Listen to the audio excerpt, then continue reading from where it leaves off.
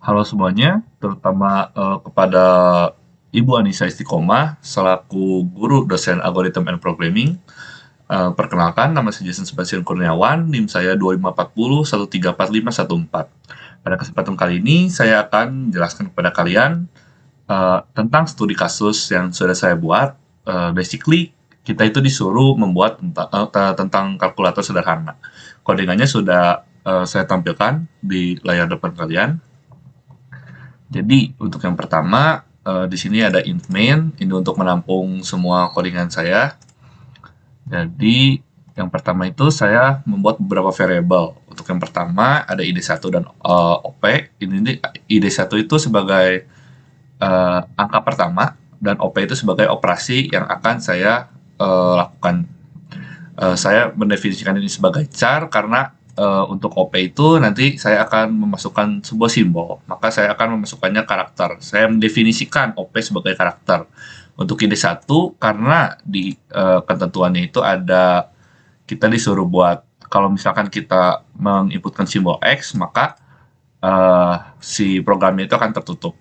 Atau kalau misalkan kita memasukkan id1 sebagai N, itu tuh bisa sebagai angka dari sebelumnya, lalu kita tinggal tambahkan gitu. Jadi seperti kalkulator pada umumnya. Jadi maka dari itu karena kita ada kemungkinan akan memasukkan x dan n sebagai uh, sebagai variabel di id1, maka saya mendefinisikan id1 sebagai char.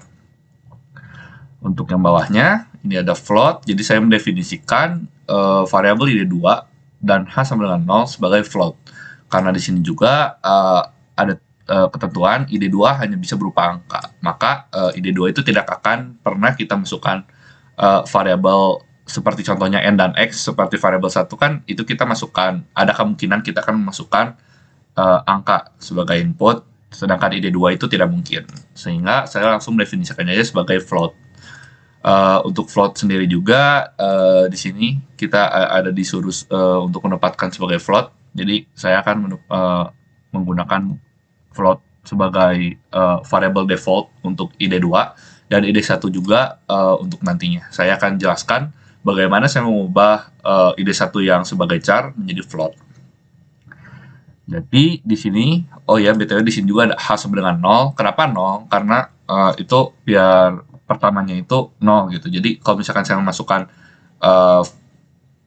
variabel berapa, bukan variabel ya, inputan berapapun ke h-nya, nanti akan keluar inputan tersebut. Untuk yang pertama, di sini juga saya memakai do while ya. Tuh di terakhirnya saya menggunakan while. Jadi saya menggunakan do while untuk melooping si operasi yang akan saya lakukan. Jadi untuk operasinya itu saya melakukan scan F terhadap id1, lalu saya mengambil string itu untuk mengambil karakter ya. Jadi kan pertama dia akan men-scan dulu apakah itu karakter. Di sini saya membuat if id1 sama dengan x, jadi saya mendefinisikan bahwa kalau id1-nya itu dimasukkan x akan return 0. Return 0 itu sama aja seperti saya mengakhiri programnya, atau biasa orang ada yang memakai menggunakan break itu untuk mengakhiri program tersebut saat itu juga. Lalu di sini setelah saya melakukan scan id1, saya juga melakukan scan F pada OP. OP itu operation, seperti yang saya operasi yang saya sudah bilang tadi. Jadi kan saya membuat kalkulator, jadi saya akan menginput id1, lalu dioperasikannya misalkan tambah, kurang, bagi, atau kali terhadap id2. Udah gitu selanjutnya saya juga melakukan scan F itu float terhadap id2. Udah gitu setelah melakukan kedua scan ini, saya juga membuat if yang lain. Jadi di sini saya membuat if id1 sama dengan n dan h tidak sama dengan 0, maka id1 itu akan sama dengan h. Jadi kalau misalkan kita menginputkan id1 itu n dan h-nya itu tidak boleh sama dengan 0, h itu hasilnya yang tadi saya udah ngomong, maka id1-nya itu langsung otomatis sama dengan h, sama dengan hasil yang atasnya. Makanya jadi kalau misalkan saya menginputkan si id1-nya n, lalu di atasnya udah ada hasil dulu. Nah, jadi yang si hasilnya itu langsung masuk ke N. Lalu else, kalau misalkan kondisi ini tidak terpenuhi, maka ide satunya itu akan di ide 1 min 48. Nah, apa maksudnya ide 1 min 48 ini? Jadi ide 148 ini ide 1 min 48 ini berfungsi untuk mengubah dari yang tadinya si ide 1 ini didefinisikan sebagai char. Setelah di min 48 itu akan didefinisikan sebagai float atau integer. Jadi yang tadinya bersifat untuk mengambil karakter, saya ubah jadi bisa mengambil angka. Di sini juga saya membuat if lagi, if OP sama dengan plus. Jadi kalau misalkan nilai operasinya yang saya inputkan, ini kan saya sudah scan F untuk OP ya, di sini kan C atau karakter.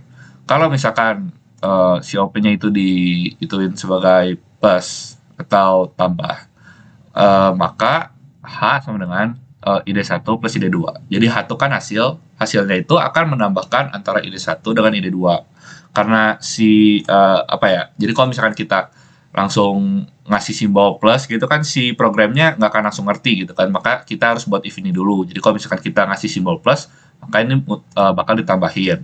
Lalu kita akan printf si H yang udah didefinisikan ini kan plus tuh. Jadi kita printf titik 0 F itu float ya, biar si itunya keluar float sama dengan variabel H. Lalu di sini juga berlaku sama, cuman ini untuk yang minus, jadi seperti ide 1 min ide 2. Terus di sini juga sama lagi ya, ini cuman bedanya tuh si tanda operasinya doang, yang ini plus, yang ini minus, yang ini kali, terus yang ini bagi atau pakai slash. Nah, else printf error. Jadi kalau misalkan program yang kita udah buat strukturnya ini nggak ngikutin nggak ada plus, nggak ada minus, nggak ada kali, nggak ada bagi, ya itu bakal didefinisikan sebagai error. While ide 1 tidak sama dengan X.